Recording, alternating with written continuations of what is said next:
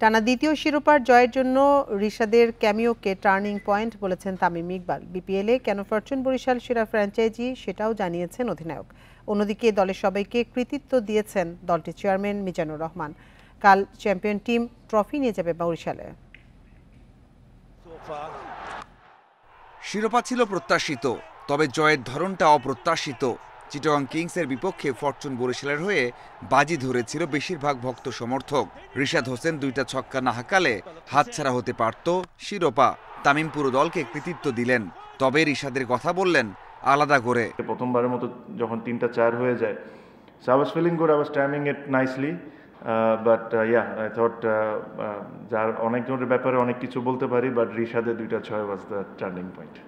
পুরো আসরে একমাত্র বরিশাল ছাড়া সব দলকে নিয়ে প্রশ্ন উঠেছে। পারিশ্রমিক ফিক্সিং ইস্যুতে সরব ছিল দেশের ক্রিকেট।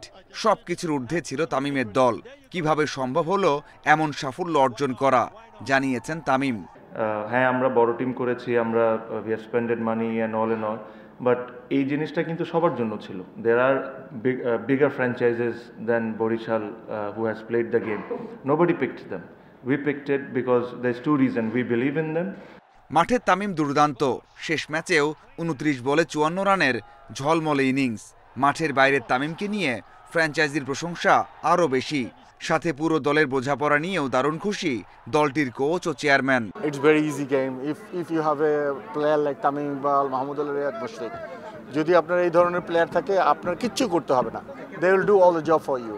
সো এটাই হ্যাপেন হয়েছে গত 2 বছর ধরে। আমি কিন্তু আমার কিছুই করতে হয়। বেশি যারা আছে তাদেরকে একসাথে করে, তাদেরকে বন্ডিং করে এবং তাদের থেকে পারফরমেন্সটা আদায় করে নেওয়া দেশি প্লেয়ার চেয়ে অন্য বিদেশি প্লেয়ার পারে না, হয়তো বা পারার কথাও না।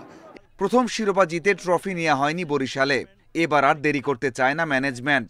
একদিন বিরতি দিয়ে রোববার ট্রফি নিয়ে যাওয়ার কথা রয়েছে বরিশালে। মাঝারুল ইসলাম, ইন্ডিপেন্ডেন্ট নিউজ।